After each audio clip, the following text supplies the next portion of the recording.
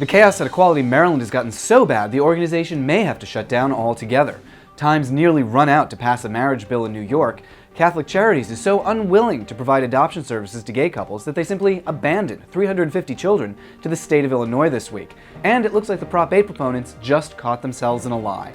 I'm Matt Baum, and welcome to Marriage News Watch for May 30th, 2011. Marriage News Watch is made possible by Marriage Equality USA, Carbonated, a creative agency, and viewers like you. What is going on at Equality Maryland?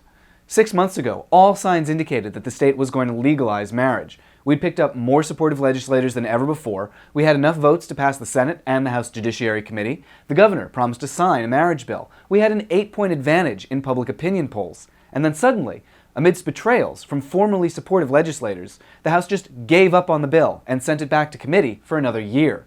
Then things really started falling apart. At first, Equality Maryland Executive Director Morgan Menezes-Sheets said that she had no plans to leave, but then she announced that the board had fired her. She left at the end of April, and Equality Maryland brought in Lynn Bowman, former head of Equality Ohio, to lead the organization until they could find a permanent leader. But now, a month later, Bowman's back in Ohio, and she doesn't know when or if she'll be back to Maryland. Meanwhile, Equality Maryland announced this week that so many donors have dried up, they need $20,000 in the next few weeks, or else they'll have to shut down operations.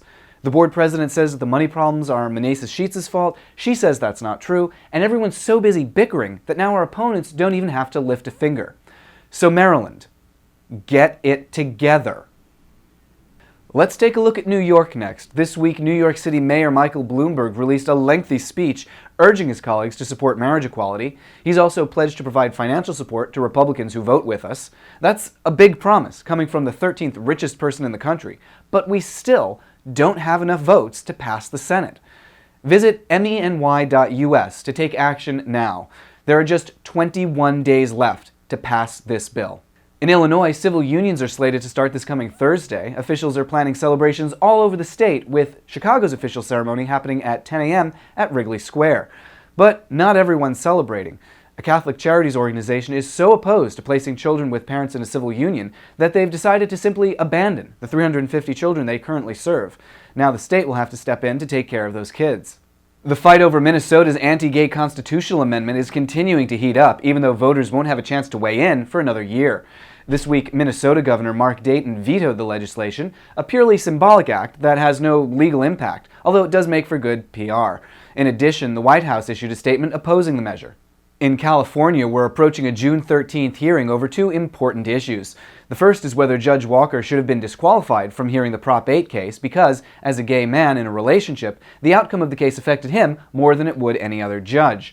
The second issue is whether the public should be denied access to the video record of the trial. The Prop 8 proponents have been tying each other in legal knots over both issues. Regarding Judge Walker, the latest claim is that he should be disqualified because Prop 8 affects gay people, but not straight people. Really, that's actually what they're saying now. They wrote in a court filing this week that no existing heterosexual marriage is affected by gay couples. Which is great.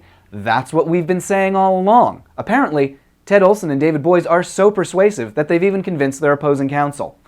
The only problem is that that's the complete opposite of what they were saying during the Prop 8 campaign.